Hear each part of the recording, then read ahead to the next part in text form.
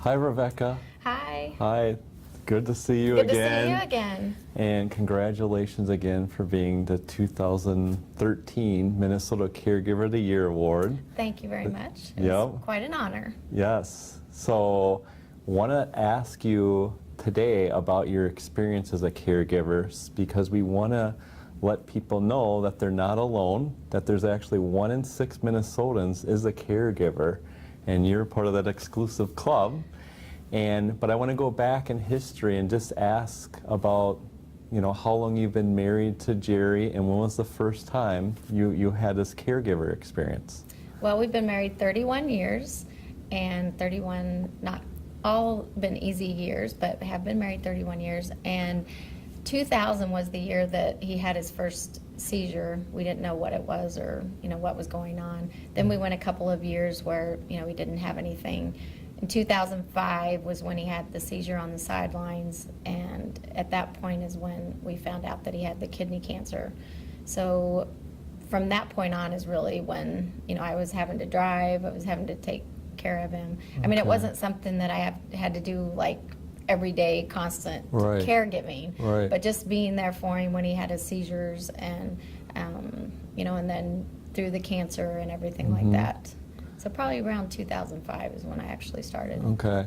So I always hear from caregivers that something happens to a loved one and then you're looking for resources and stuff. So once he first had that seizure or when you had to go to the hospital, like what kind of resources and things did you rely on to help you in these situations? Back then I probably wasn't, doing as much research as I thought, because at first I wasn't really sure what was going on with him with the seizures, because like I said, he didn't have them all the time. Right. So, we were kind of in denial that he really had anything, because he had one and maybe another year and he'd have another one.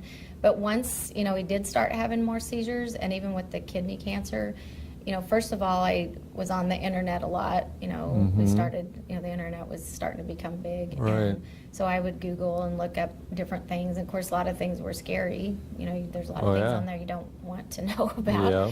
But really just by word of mouth and through the doctors. And, there are a lot of places that you can get help, just like with the Epilepsy Foundation or, the cancer, all the American Cancer Society. There's just a lot of places that people don't think about that really can help you. Right. And it sounds like last year, so that was the trying year last year when he first had the seizure on the sideline. And it sounds like you reached out to the Epilepsy Foundation. And why don't you tell me what kind of support that you got from them?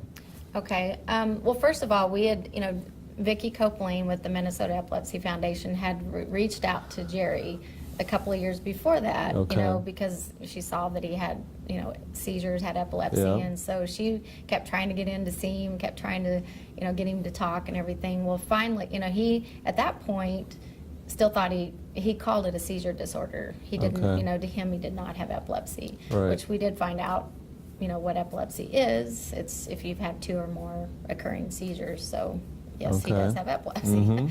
But anyway, she got him to speak at their epilepsy gala, and that was the first time that he really could speak about it in public and became, those people, he felt like he wasn't alone, just like a caregiver. Right. I mean, there were so many other people that had it worse than he does, and all these kids and young adults and everything. So we just got to have, kind of a really growing relationship with Vicki and the Epilepsy Foundation. And so when Jerry did have, started having his seizures last year, and then the one, of course, at that weekend of the Michigan game, the Epilepsy Foundation here in Minnesota was actually having a golf tournament to raise money.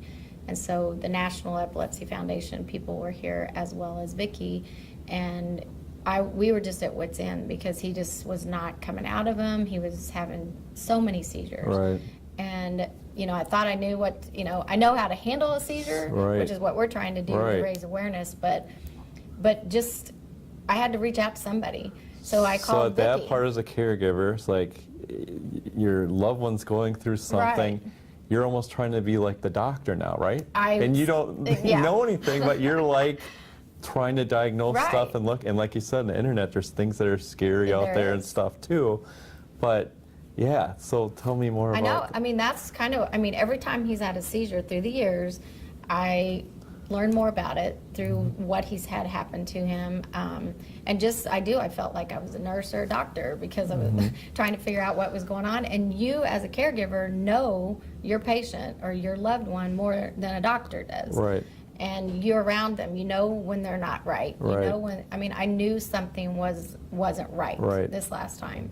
And because he was not coming out of, I Right. mean, he was coming out of him, but he just wanted to not do anything, and that's Right. not like him. Right. Normally he would want to go right back to work. Yeah. I mean, he couldn't go back to work. He Right. couldn't even get out of bed. Right. So at that point, the Epilepsy Foundation helped me find, and granted, there are amazing doctors here. Yeah. I mean, we have had great help here and great, Yeah. but this one, as a patient and as a caregiver, you have to find the right person for you, Yeah. the right doctor that can help you. And with epilepsy, there's so many different kinds of epilepsy. There's every patient's different. Yeah. Even, more so cancer too. I mean, other things, everybody's different. Right. And you have to find the right doctor for you. Yeah. And that's what we needed to do. Yeah. And we did. We found somebody that could relate to Jerry, know how hard, a football coach has a different lifestyle. I mean, he works, and not that there's other people that have different lifestyles too, but with the football coach, he's doesn't sleep. I mean, they go in at 6. He's here till 8 or 9 at night. Yeah. Then his mind doesn't shut down, so he's not getting the sleep that he Yeah. needs. He has to speak. He's got media. Always on the go. Right. So he doesn't eat right, doesn't sleep right, and so everything just snowballed. And So at that point, when this was going on last year and you're looking for specialists, that's when you became more of probably a full-time caregiver, a lot more time. So I always hear from caregivers that the hardest thing is when it's especially a long chunk of time, like months or whatever, to find stuff to do for yourself, to take care of yourself. Do you have any advice for people out there that are going through it? How do you do that? And then is it possible to do without feeling guilty too? Because I know you got that balance now. It is. It's hard, and hats off to everyone that's a caregiver. But you do have to find at some point. You do have to find some time for yourself. And I am probably one of them that didn't for a while. I mean, because it's like I didn't sleep. I was probably turning myself into something. I could have become sick. Right. Because you don't sleep. You're worried about them. You're trying to keep them, help them. So you forget about yourself. But you really do. You have to take care of yourself too. Right. And you've got to make sure you take time for yourself so that you can help them. And someday they may need to take care of you. Right. So, it's just, but it's hard. It's very hard to do. I can't, I'm trying to think of things that trying to think of things that maybe I did to help me to get through it, but I do have, I had my mother-in-law and I had the girls here that they could take over for me every once in a while, and I think that's kind of important too. Other family support. Say, okay, you go take a nap, or you go get a shower, just someone be an advocate for you. You've got to have you've got to have some other support there too. Yeah. And I would just say you're not alone.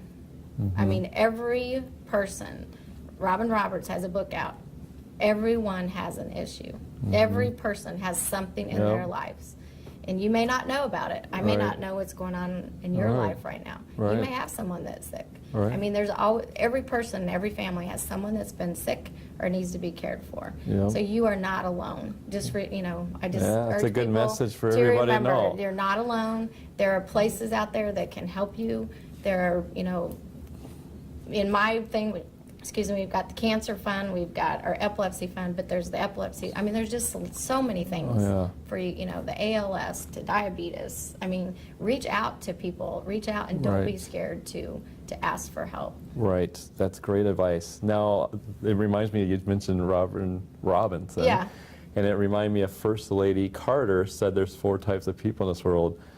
People that are currently caregivers, people who are former caregivers, those who in the future be caregivers and those people to be cared for. And it's interesting even now, I was reading a article about your husband, Jerry, that his health has improved this year, but it seems like now he's becoming a caregiver for other people going through the same thing. Can you talk a little bit about that? That is true.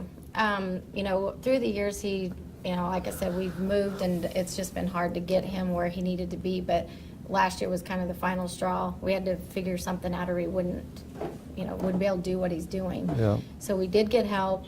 He's learned a lot of things, learned to get the rest, learned to eat right, you know, try to do the things he's supposed to do. He walks every day.